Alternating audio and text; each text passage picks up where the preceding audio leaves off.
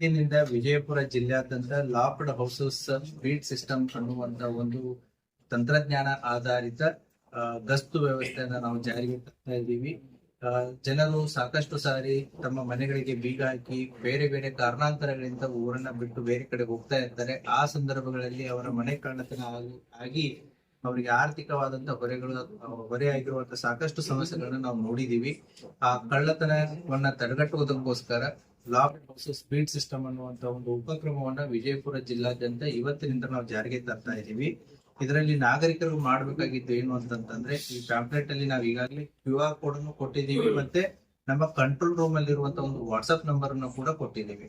ಅವರು ತಮ್ಮ ಮನೆಯ ಫೋಟೋ, ಮನೆಯ ವಿಳಾಸ, GPS ಲೊಕೇಶನ್ಸ್, ಮತ್ತೆ ಎಷ್ಟು ದಿನ ಅವರು ಮನೆಯಿಂದ ಆಚೆ ಹೋಗ್ತಾ ಇದಾರೆ ಅನ್ನುವಂತ ಒಂದು ಮಾಹಿತಿಯನ್ನ ನಮ್ಮ ಕಂಟ್ರೋಲ್ ರೂಮ್ ವಾಟ್ಸ್ಆಪ್ ನಂಬರ್ಗೆ ಅವರು ಮಾಹಿತಿಯನ್ನ ಕಳಿಸಿದ್ರೆ, ನಮ್ಮ ಕಂಟ್ರೋಲ್ ರೂಮ್ ನವರು ಆಯಾ ಪೊಲೀಸ್ ಠಾಣಾ ವ್ಯಾಪ್ತಿಯಲ್ಲಿ ಬರುವಂತಹ ರಾತ್ರಿ ಬೀಟ್ ವ್ಯವಸ್ಥೆ ಏನಿರುತ್ತೆ ಅವರಿಗೆ ಅದನ್ನ ತಲುಪಿಸ್ಬಿಟ್ಟು ಅವರು ಇಲ್ಲದೆ ಇರುವಂತಹ ಸಮಯದಲ್ಲಿ ಪೊಲೀಸ್ನವರು ಹೋಗಿ ಅವರ ಮನೆಯ ಗಸ್ತು ಮತ್ತೆ ಮನೆಯ ಸುತ್ತಮುತ್ತ ಪರಿಶೀಲನೆ ಮಾಡಿ ಒಂದು ಜನರಿಗೆ ಜನಸ್ನೇಹಿ ಪೊಲೀಸ್ನ ಇನ್ನೊಂದು ಭಾಗವಾಗಿ ಜನರಿಗೆ ಹತ್ತಿರವಾಗುವಂತ ಒಂದು ಕಾರ್ಯವನ್ನು ಇವತ್ತಿನ ಜಾರಿಗೆ ತರ್ತಾ ಇದ್ದೀವಿ.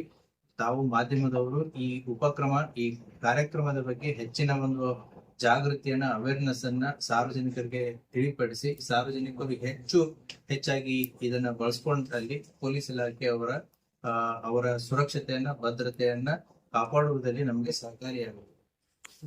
ಸರ್, ಸ್ವಲ್ಪ ಆಯ್ತು.